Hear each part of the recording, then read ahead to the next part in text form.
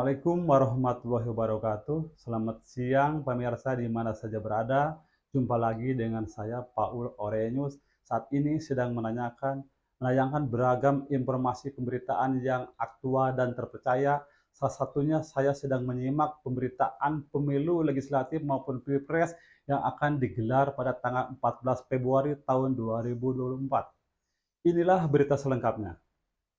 Pasal 169 huruf Q Undang-Undang Nomor 7 Tahun 2017 tentang Pemilihan Umum Lembaran Negara Republik Indonesia tahun 2017 Nomor 182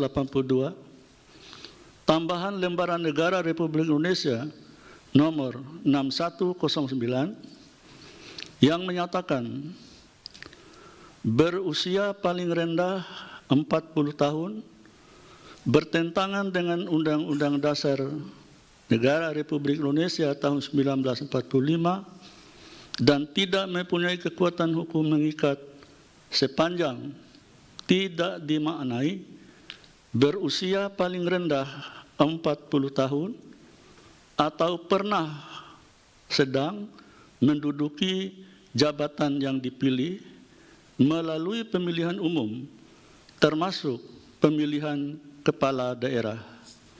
Sehingga pasal 169 huruf Q Undang-Undang Nomor 7 Tahun 2017 tentang pemilihan umum selengkapnya berbunyi, berusia paling rendah 40 tahun atau pernah sedang menduduki jabatan yang dipilih melalui pemilihan umum, termasuk pemilihan kepala daerah. 3. Memerintahkan pemuatan putusan ini dalam Berita Negara Republik Indonesia. Yang paling penting, presiden itu boleh loh kampanye. Presiden itu boleh loh memihak.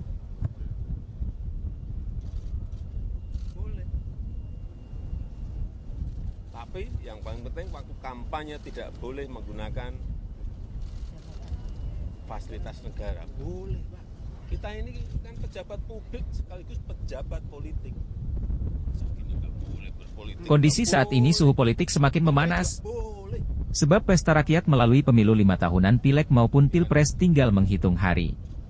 Gelaran pemilu itu akan dilaksanakan pada tanggal 14 Februari 2024.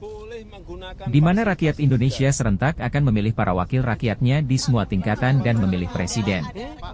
Saya sebagai pengurus partai berharap semoga Ganjar Mahfud yang terbaik untuk rakyat Indonesia dan bisa terpilih sebagai Presiden Republik Indonesia periode 2024-2029. Menurut Sandra Setiawan yang akrab disapa Ebes, selaku Sekretaris PAC PDIP Kecamatan Citamiang Kota Sukabumi bahwa pemilu kali ini diduga merupakan gelaran pemilu paling buruk, khususnya di ajang Pilpres. Pasalnya Jokowi yang kini sedang menjabat Presiden RI pasti akan ikut cawe-cawe menggunakan kekuasaan yang digenggamnya, untuk memenangkan paslon nomor 2 yaitu Prabowo Gibran. Tanda-tanda Jokowi memihak Prabowo Gibran, dari awal sudah kelihatan dan sudah menjadi rahasia umum, karena ada banyak perbincangan dari semua kalangan yang membahas tentang adanya dugaan keterlibatannya. Dugaan kecurangan itu dimulai salah satunya dari jalur MK putusan nomor 90, yang meloloskan usia Gibran yang di bawah umur 40 tahun bisa ikut nyapres. Untuk proses selanjutnya, tidak tertutup kemungkinan dalam rangka memenangkan anaknya jadi wakil presiden yang mendampingi Prabowo, tentunya Jokowi tidak akan tinggal diam berpangku tangan, pasti akan turun tangan dengan menggerakkan semua kekuatan dan kekuasaannya. Kata Ebes, sangat disayangkan Jokowi yang haus kekuasaan sampai memusuhi PDIP partai yang sudah membesarkannya. Mulai dari wali kota, gubernur dan sekarang menjabat sebagai presiden. Lanjut Ebes, bagi saya Jokowi layak disebut pengkhianat, ibarat kacang lupa kulitnya, kacang lupa turusnya dan ibarat kacang lupa petaninya. Baik partai maupun semua lapisan rakyat yang mendukung saat itu. Itulah yang saya sebut sebagai petaninya.